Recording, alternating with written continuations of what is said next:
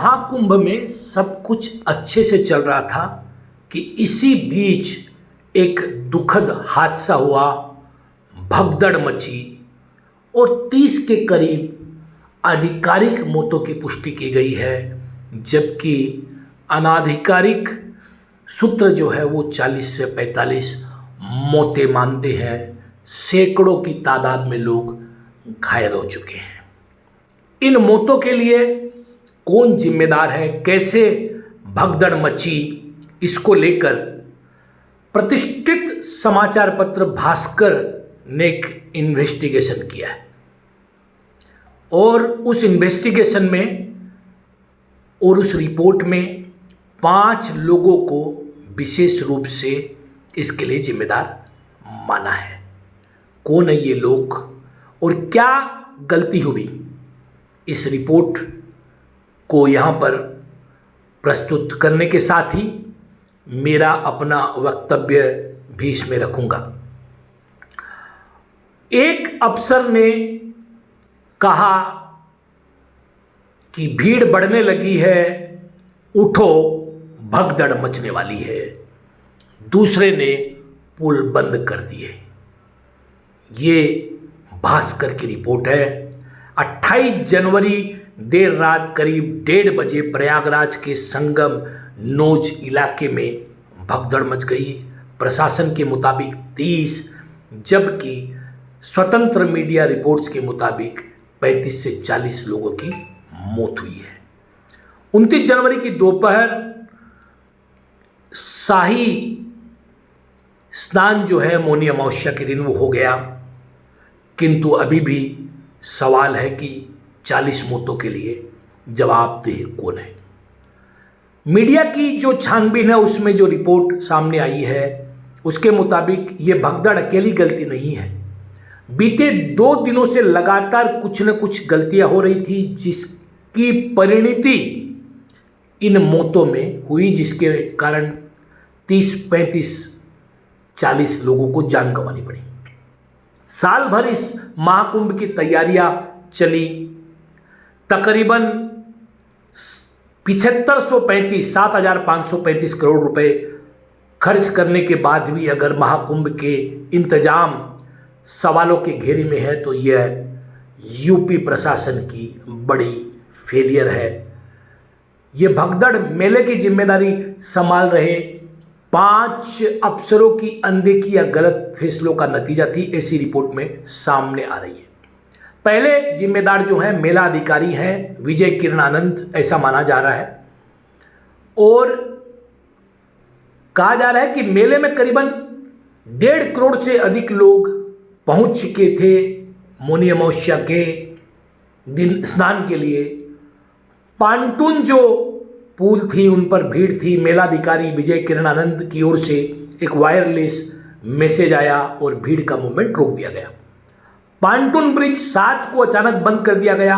5 घंटे तक फंसे रहने के बाद भीड़ का सब्र टूट गया। उन्होंने देखा कि एसडीएम सदर की गाड़ी के लिए पुल खोला जा रहा है। लोग भड़क गए कि वीआईपीओ को आगे भेजा जा रहा है।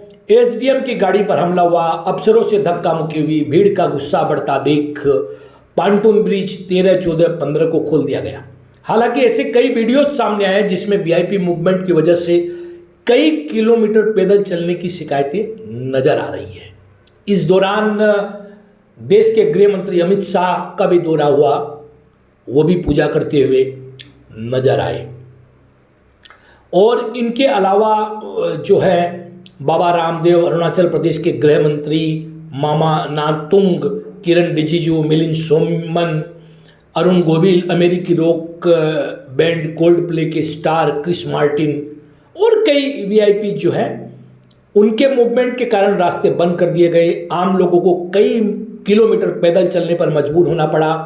पांटून पुल बंद होने के पीछे भी वीआईपी मूवमेंट को बड़ी वजह माना जा रहा है। आरोप लग रहे हैं कि प्रशासन नहीं चाहता था कि इस दौरान आम लोगों की भीड़ संगम पर इकट्ठा हो, इसलिए पुल बंद कर दी गई।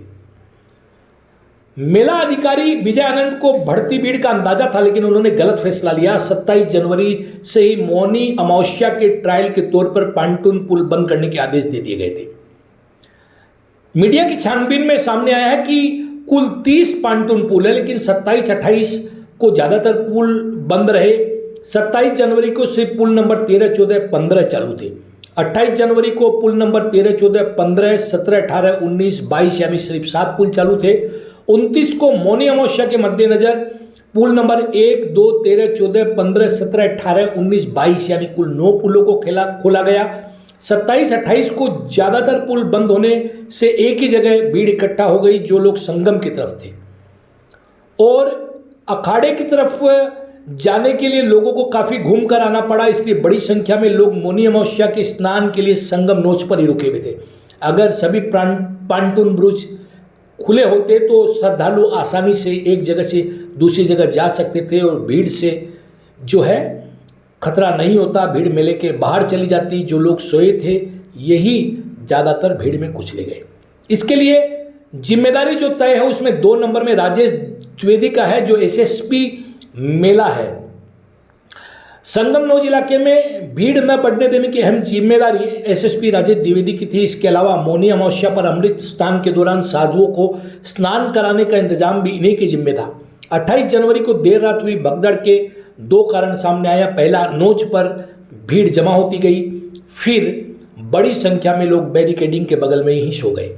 लोग जो है बैरिकेडिंग के बगल में जो सोए थे, वो भीड़ जब बढ़ी तो बैरिकेडिंग टूटी और सोते हुए लोग कुचले गए। दूसरी वजह सामने आई है कि नागा साधुओं के स्नान के लिए आने की भी अफवाह थी। ये दोनों मैनेज की जिम्मेदारी राजेश द्विवेदी की थी। संगम पर जो नोज है वहाँ पर 15 लाख लोगों ने स्नान किया, लेकिन पुलिस फोर्स महज 1000 थी वहाँ पर उस समय। तो ऐसे कई चश्मदीदों ने मीडिया को बताया कि इंतजाम ठीक नहीं थे। झांसी से आई रमाबाई और प्रयागराज की संध्या के मुताबिक संगम नोच पर एंट्री और एग्जिट के लिए रास्ते अलग अलग नहीं थे। जो लोग जिस रास्ते से आ रहे थे उसी रास्ते से वापस जा रहे थे। भगदड़ मची तो किसी को भागने का मौका नहीं मिला, वे एक दूसरे के ऊपर गिरते गए। 1 वे रूट ठीक से लागू नहीं था। आने जाने के रास्ते अलग होते तो शायद भीड़ आपस में नहीं टकराती। वहाँ पर पुलिस वाले नहीं थे। आगे बैरियर पर सिर्फ 2-3 पुलिस वाले ड्यूटी पर थे। इसके अलावा संगम नोच की व्यवस्था संभालने के लिए यूपी पुलिस और होमगार्ड मिलाकर 1000 जवान ही तैनात थे। भीड़ बढ़ने के बावजूद राजेश द्विवेदी संगम नोच पर क्यों नहीं थे, ये भी एक बड़ा सवाल है। इसके अलावा 27 जनवरी से बढ़ती हुई भीड़ के बावजूद राजेश द्विवेदी 29 जनवरी के लिए संगम नोच पर भीड़ को जो है मैनेज करने में असफल रहे। उन्होंने क्यों मैनेज नहीं किया, यह भी एक प्रश्न है। 27-28 जनवरी का जो भी व्यक्ति संगम आया वह नोच पर सीधा चला गया। पांटून पुल बंद थे, लोग वहीं रुके हुए रहे। पुलिस ने इस भीड़ को वहाँ क्यों रहने दिया, ये सवाल उठ रहा है। इस समय अगर समय रहते ही अगर लोगों को हटा दिया गया तो भीड़ और भगदड़ की मचने की आशंका नहीं होती और ये स्थिति नहीं बनती। भीड़ बढ़ने के बावजूद फोर्स नहीं बढ़ाई गई। जो फोर्स मौजूद थी उसके आने जाने के रास्ते का पालन भीड़ से नहीं कराया। 28 जनवरी की रात संगम नोच पर करीब 10 लाख लोग इकट्ठा हो गए। यही सवाल है कि भीड़ इकट्ठा हुई, लोग संगम पर सोए और लाखों लोग अमृत स्नान के लिए संगम नोच की तरफ बढ़ रहे थे। इस दौरान राजेश द्विवेदी क्या कर रहे थे? मीडिया की रिपोर्ट के अनुसार भगदड़ के बावजूद संगम पर 29 जनवरी को 1 करोड़ से ज़्यादा लोगों ने स्नान किया। महाकुंभ में स्नान करने वाले लोगों की संख्या 7 करोड़ से ज़्यादा रही। महाकुंभ में 29 जनवरी तक करीब 28 करोड़ लोग स्नान कर चुके हैं। 3 नंबर जिम्मेदारी जो फिक्स की गई है वो विजय विश्वास पंत की है, जो कमिश्नर है प्रयागराज डिवीजन के। 28 जनवरी की देर रात संगम नोच पर करीब 10 लाख लोग इकट्ठा हो गए। फोर्स कम थी, कुछ ही घंटों में साधुओं का अमृत स्नान भी होना था। भगदड़ का एक वीडियो सामने आया जिसमें कमिश्नर विजय विश्वास पंत उन लोगों को चेतावनी देते नजर आ रहे जो संगम नोच पर सो रहे थे। विजय विश्वास पंत कहते हैं, सभी श्रद्धालु सुन ले, यहाँ लेटे रहने से कोई फायदा नहीं है, जो सोएगा वो खोएगा। यह स्थान आप लोगों के लिए सुरक्षित नहीं है। बहुत लोग आएंगे, भगदड़ मचने की संभावना है। आपसे निवेदन है कि उठे ना सोए। गलती कहाँ हुई? सबसे बड़ा सवाल ये है कि विजय विश्वास पंत ने माइक पर ये क्यों कहा कि लोगों के आने से भगदड़ मचने की आशंका है। अगर प्रशासन को भीड़ बढ़ने का अंदाजा हो गया था तो इंतजाम दुरुस्त क्यों नहीं किए गए? फौज बढ़ाकर भीड़ को नियंत्रित करने और आने जाने के रास्तों को कंट्रोल करने की जगह माइक पर यह ऐलान क्यों किया जा रहा था? और सवाल यही है कि संगम नोच पर भीड़ बढ़ी तो लोग सो गए, तब कमिश्नर विजय विश्वास पंत कहाँ थे? भर्ती भीड़ को कंट्रोल करने के लिए उन्होंने राजेश द्विवेदी से बात क्यों नहीं की, जो एसएसपी थे? चौथी जिम्मेदारी विनय कुमार मिश्रा की है, जो सेक्टर मजिस्ट्रेट है सेक्टर 3 के। भीड़ बढ़ती रही और सेक्टर मजिस्ट्रेट को पता ही नहीं चला। संगम नोच का इलाका महाकुंभ के सेक्टर 3 में आता है। ऐसा नहीं है कि भीड़ पर नज़र रखने की जो है कोई व्यवस्था नहीं बनाई गई थी। सेक्टर 3 के मजिस्ट्रेट विनय कुमार मिश्रा की जिम्मेदारी थी वे इस इलाके पे भीड़ पर नज़र रखे, उसका आकलन करें और अधिकारियों की मदद से जो है जल्दी से जल्द एक उचित व्यवस्था करें। आवश्यकता पड़ने पर अन्य अधिकारियों को इन्फॉर्म करें, उन्हें संपर्क करें। इसमें जो बातें सामने आ रही है कि पांटून पुल बंद होने से संगम नोच पर भीड़ बढ़ रही थी, उसके बारे में विनय कुमार मिश्रा ने जानकारी अधिकारियों के साथ साझा नहीं की। अगर विभक्त रहने पर प्रशासन को इन्फॉर्म करते तो शायद संगम नोच पर इंतजाम और बेहतर किए जा सकते थे। सवाल यह है कि जब भीड़ बढ़ी तो वो कहाँ थी? इसके अलावा वैभव कृष्ण जो महाकुंभ में डीआईजी के पद पर थे, उनकी भी जिम्मेदारी इस पूरे मामले में सामने आ रही है। कंट्रोल रूम संभाल रहे थे डीआईजी, सिर्फ वीडियो अपील तक क्यों रह गए? महाकुंभ के डीआईजी वैभव कृष्ण पर मेले के सभी इंतजाम की जिम्मेदारी थी। उन्होंने 28 जनवरी को एक वीडियो जारी कर श्रद्धालुओं से गंगा घाटों पर भीड़ से बचने और समय पर स्नान करने की अपील की। इस अपील में उन्होंने घाटों पर रात भर न रुकने और सामान वहीं न छोड़ने का आग्रह किया। मौनी अमावस्या के स्नान के मद्देनजर एसओपी जारी हुई। इसके मुताबिक श्रद्धालु संगम घाट तक पहुंचने के लिए निर्धारित लेन बनाई गई थी, वापसी के लिए अलग लेन थी। गलती कहाँ हुई यहाँ पर? 27 जनवरी को सीएम योगी आदित्यनाथ ने मौनी अमावस्या की तैयारियों को लेकर मीटिंग की थी। वे प्रयागराज में थे। इस मीटिंग में भीड़ को मैनेज करने के लिए ही ज़्यादातर चर्चा हुई। इस मीटिंग में वैभव कृष्ण भी थे। 28 जनवरी को मौनी अमावस्या की तैयारियों के लिए मीटिंग हुई, वीडियो से अपील हुई, लेकिन इंतजाम नहीं हुए।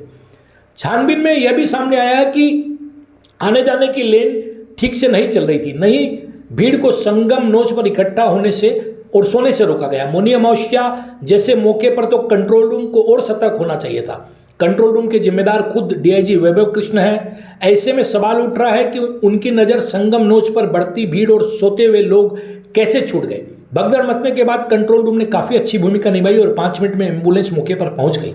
किंतु सवाल यही है कि दुर्घटना से पहले ये सब कहाँ थे? तो ये जो 5 लोग जो है जिनको दैनिक भास्कर ने और अन्य मीडिया ने चिन्हित किया है कि विजय किरणानंद, राजेश द्विवेदी, वैभव कृष्ण, विनय कुमार मिश्रा और विजय विश्वास पंत जो है, ये 5 लोग जिम्मेदार हैं। मीडिया ने इनसे संपर्क करने की कोशिश किया लेकिन उन्होंने कोई जवाब नहीं दिया। अब सबसे बड़ी बात है कि भारी भीड़ को देखते हुए प्रयागराज में एंट्री करने वाले पॉइंट भदोई, चित्रकूट, कौशाम्बी, फतेहपुर, प्रतापगढ़, जौनपुर, मिर्जापुर बॉर्डर को बंद कर दिया गया है। ये भगदड़ के बाद कदम उठाए गए हैं। पूरे मेला क्षेत्र को नो व्हीकल जोन घोषित कर दिया गया। सभी व्हीकल पास रद्द कर दिए, यानी मेले में एक भी गाड़ी नहीं चलेगी। रास्ते को 1 वे कर दिया गया। एक रास्ते से आए श्रद्धालु को स्नान करने के बाद दूसरे रास्ते से भेजा जा रहा है। शहर में 4 पहिया वाहनों की एंट्री पर रोक लगा दी गई है। मेला क्षेत्र में यह व्यवस्था 4 फरवरी तक लागू रहेगी। वीआईपी प्रोटोकॉल पूरी तरह से बंद कर दिया गया है।